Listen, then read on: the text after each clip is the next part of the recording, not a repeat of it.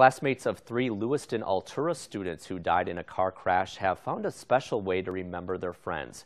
2 years of planning and fundraising are all coming together to build a memorial in their honor. News 8's Jenna Traum joins us now with a look at how the students are remembering this tragedy. Mike, 2 years have passed since the crash, but at Lewiston-Altura High School, the emotional scars are still fresh. Now students are turning their loss into something beautiful. It was a devastating loss. A rollover crash claimed the lives of 3 Lewiston-Altura students and left one severely injured. It's a tragedy their classmates and teachers are still struggling to come to terms with. I actually, at one point, had all 3 in my classes, and at the time of the accident, I had 2 of the 3 girls.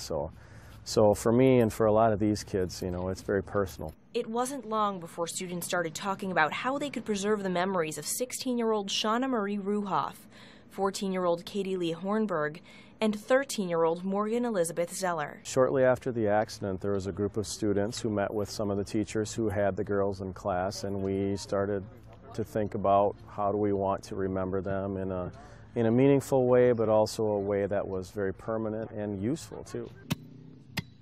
2 years and several fundraising projects later, students are bringing a memorial garden to life. I think it looks beautiful so far. It started as just a plan, and now that it's starting to take action, it's really exciting and comforting to know that our plan that we started a long time ago is finally coming through. Working on this project has just been a way for us as a class as a whole to everybody had their ideas and everybody wanted to find a way to get their memories out.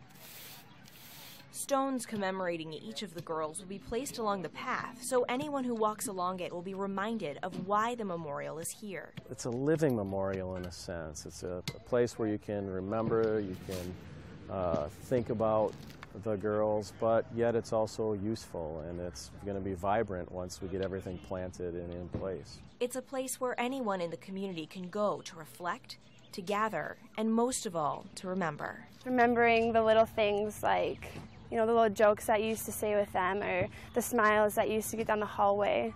It just, you know, rekindles the memories that you've had with them. The 3 girls may be lost, but through this memorial built by their friends, their memories will live on forever.